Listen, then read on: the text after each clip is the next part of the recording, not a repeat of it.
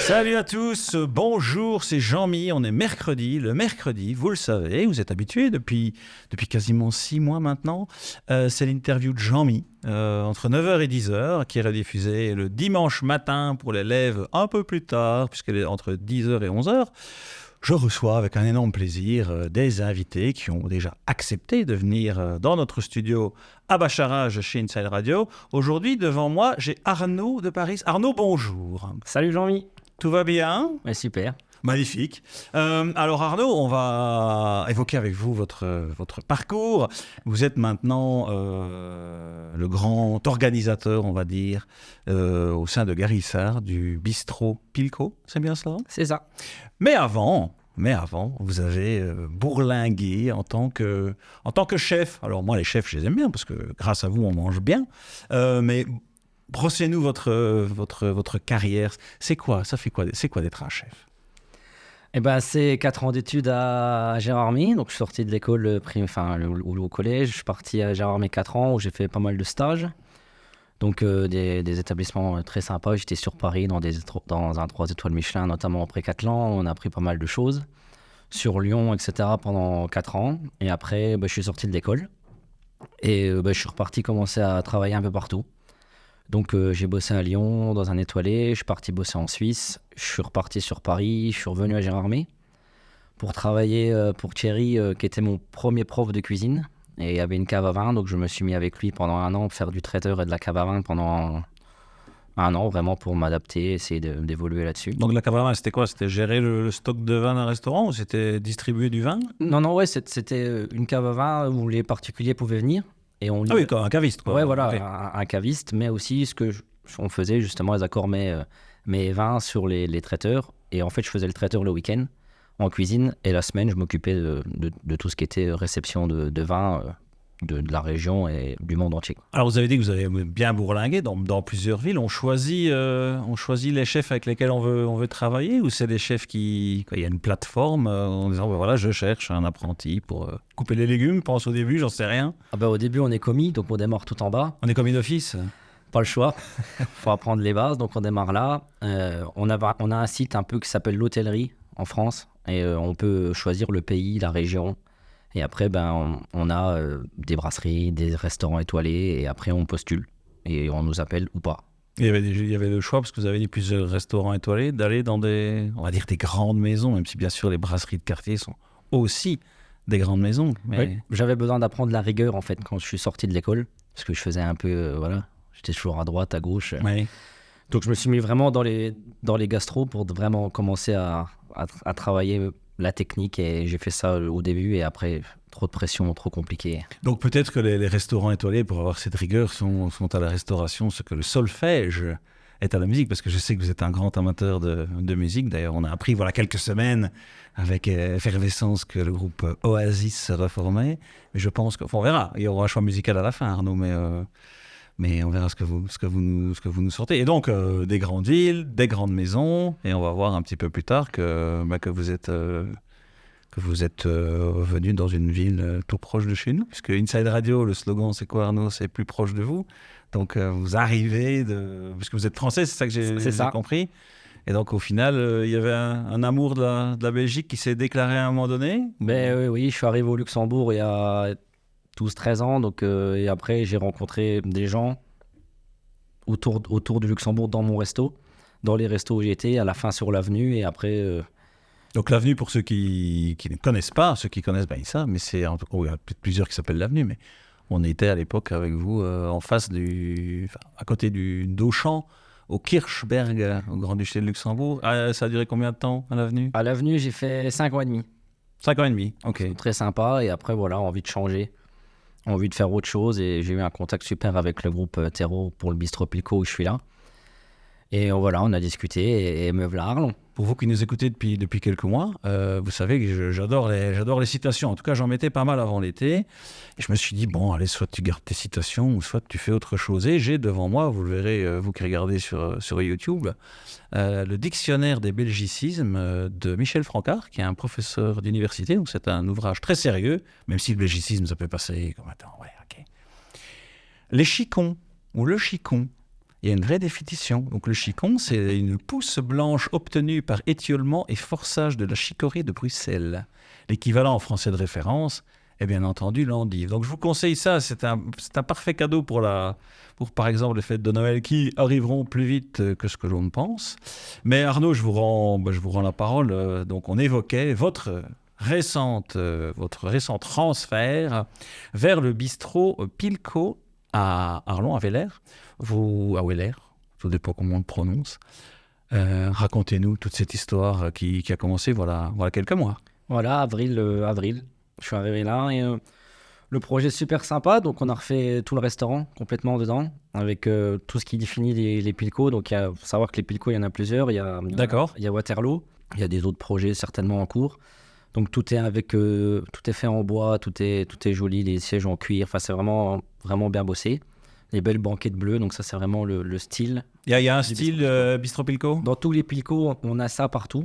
Et on aura sensiblement les mêmes cartes partout, avec les produits qui viennent de la ferme en fait. Est-ce qu'il y a une carte olfactive? Est-ce que quand on rentre dans les bistrots Pilco, parce que je sais que dans certains magasins, ça sent, il y a une signature pour le nez, ou ça dépend ce que le chef nous sort. Ça, on a sensiblement la même carte et on a les chefs selon les endroits qui proposent là des suggestions, donc on fait un peu ce qu'ils ont envie selon la cuisine du moment et ce qu'on nous propose dans la ferme. Et donc, quand vous dites dans la ferme, c'est quoi? C'est une ferme avec laquelle ou lesquelles vous travaillez suivant l'implantation des restaurants? Non, c'est une ferme à Rochefort, du groupe Terreau aussi. Donc, il y a une ferme Très bien. Où on a, par exemple, toutes les charcuteries, en majorité, sont faites à la ferme. À Mageroute, je pense que les gens en Belgique connaissent, c'est une espèce de maison un peu pointue, comme ça, où il y a tous les cochons qui sont là, qui sont élevés en plein air. Donc c'est vraiment chouette. Tous les bovins, c'est aussi de la ferme de Rochefort qui appartient aussi au groupe. Les légumes, tout ce qui est salade, aubergines, courgettes, tomates, c'est planté tout en bio. Donc il y a vraiment une démarche derrière. Ah oui, donc il y a un jardin, enfin il y a de la matière première qui est là au sein du groupe. Donc c'est plus facile pour vous pour peut-être faire vos courses. C'est plus facile et c'est surtout plus éthique, entre guillemets. On sait ce qu'on mange, on sait comment c'est élevé, comment c'est produit. C'est pas des choses industrielles, c'est vraiment fait... Il y a vraiment un recul, c'est vraiment tout du bio, enfin, c'est vraiment fait correctement. Donc, la signature du Bistro Pilco, enfin des Bistro Pilco, c'est ça? C'est le circuit court, c'est le bio, c'est le manger bon? Alors pas 100%, parce qu'on n'arrive pas à tout produire, parce que ce serait compliqué, mais un maximum, quand on peut, on prend les produits de la ferme. Et produits de la ferme, et je suppose produits de saison. Ah oui, également. Obligatoire. Ça. La cuisine, c'est obligatoire. L'un ne va pas sans l'autre. La saison des champignons arrive tout doucement. Il y aura des cèpes, même si c'est des cèpes de Bordeaux, on les trouve dans nos régions. On a eu de la chance d'avoir des girolles en août avec la pluie. On en a eu début septembre. Parfait. C'est parfait. Dites-nous, qu'est-ce qu'on peut retrouver à la carte au bistrot Pilco, par exemple? On est dans un club de sport, donc n'oublions pas.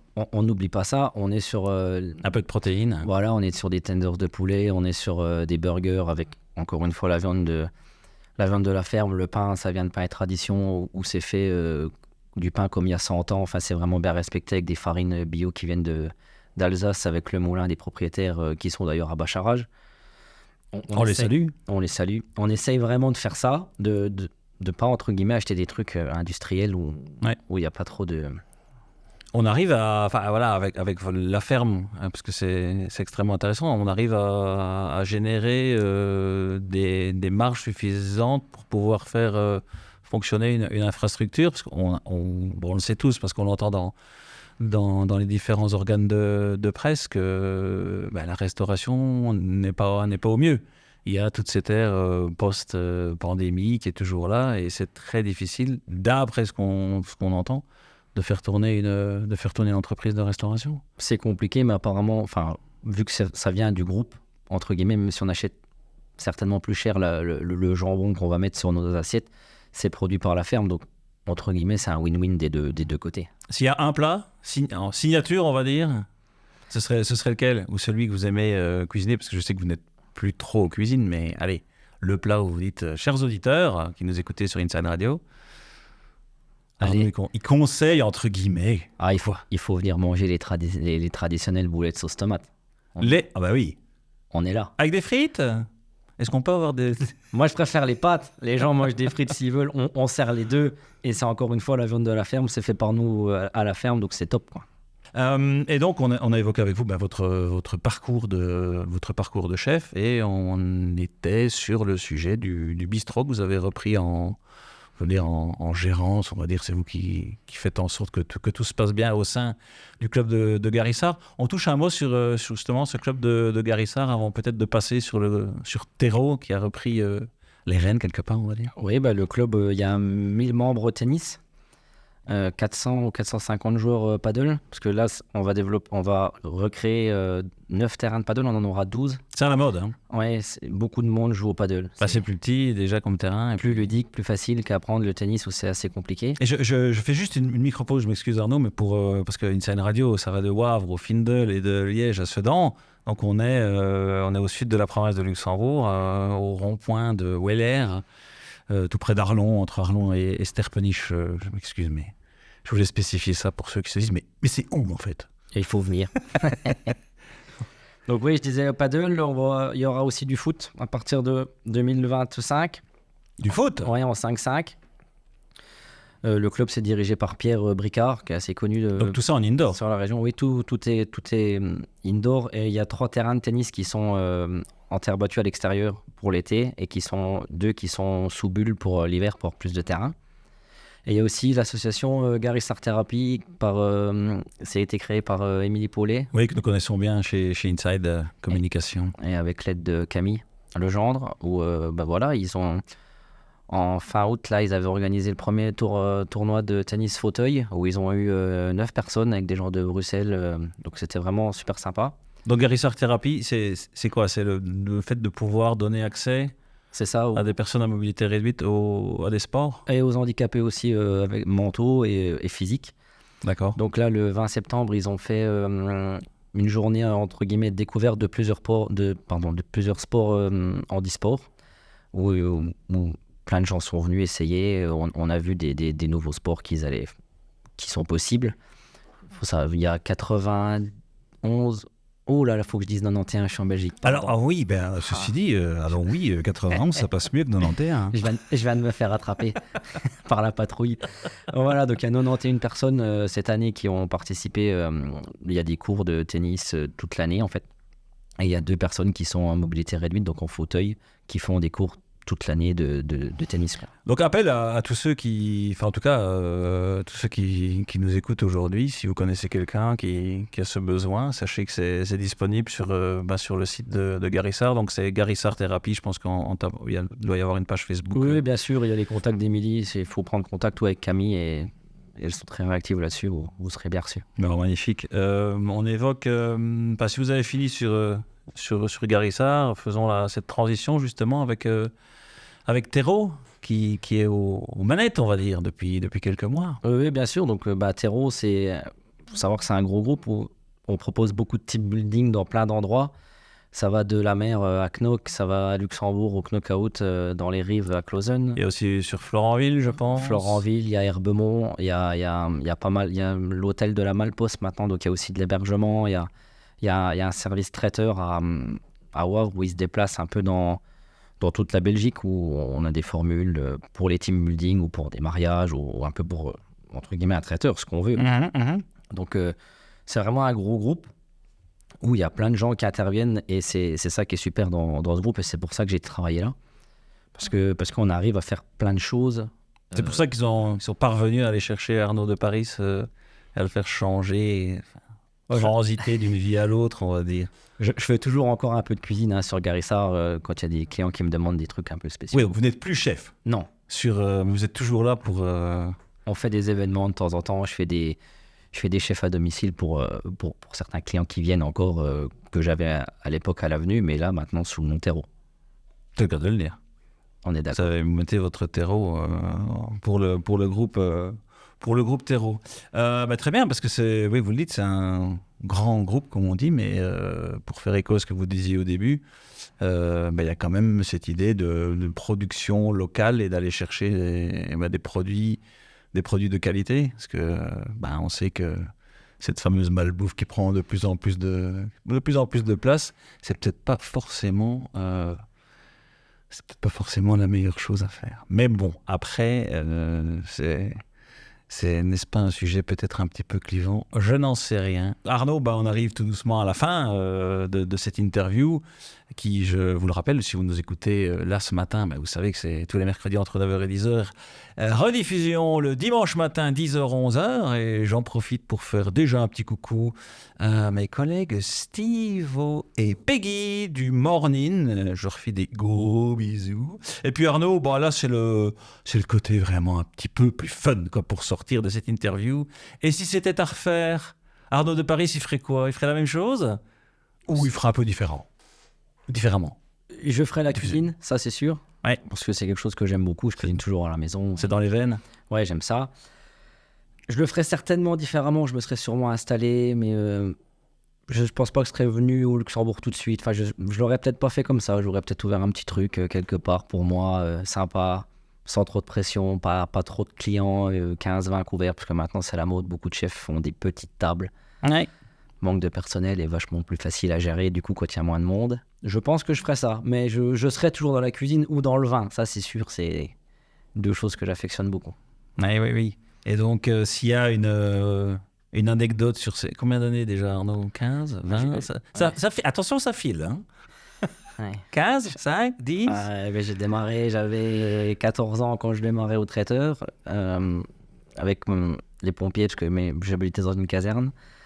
Et j'ai arrêté la cuisine, enfin entre guillemets arrêté 35 ans, donc avec l'école 21 ans. Quoi. Oui, donc il y a bien une anecdote, un moment de vie où vous dites, je me souviens d'une des premières interviews avec Vivien Goffet, qui est réalisateur de films sur Virton, qui disait à votre place aussi quelques mois, Arnaud, vous savez, je fais ce métier de réalisateur de films parce qu'il y a un moment, une seconde dans une carrière où ce que je demande aux acteurs, ils le font absolument comme je l'ai imaginé. Et j'ai vu le sentiment dans son regard, le sentiment dans le regard d'Arnaud. C'était à quel moment? Je me rappelle comme si c'était hier, c'était en 2007.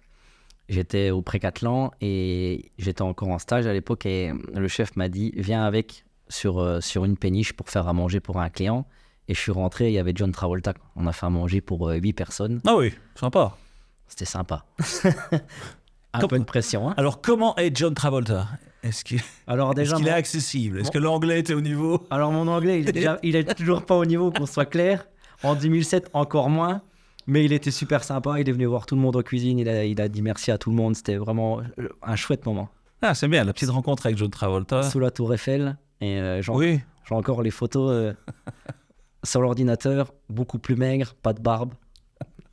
Pas le même homme, mais plus jeune, quoi. Très bien. Et puis, c'est aussi la tradition dans cette interview, c'est qu'à la fin, il faut choisir un artiste, une chanson.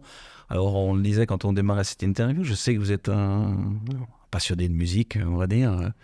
Allons, on touche un mot là-dessus. C'est quoi, avant de choisir la chanson, les groupes phares d'Arnaud? Est-ce qu'on écoute déjà en cuisinant? Est-ce que vous écoutez de la musique? Je crée beaucoup de recettes en écoutant de la musique. J'ai toujours eu de la musique en cuisine, en tout cas quand moi j'étais chef.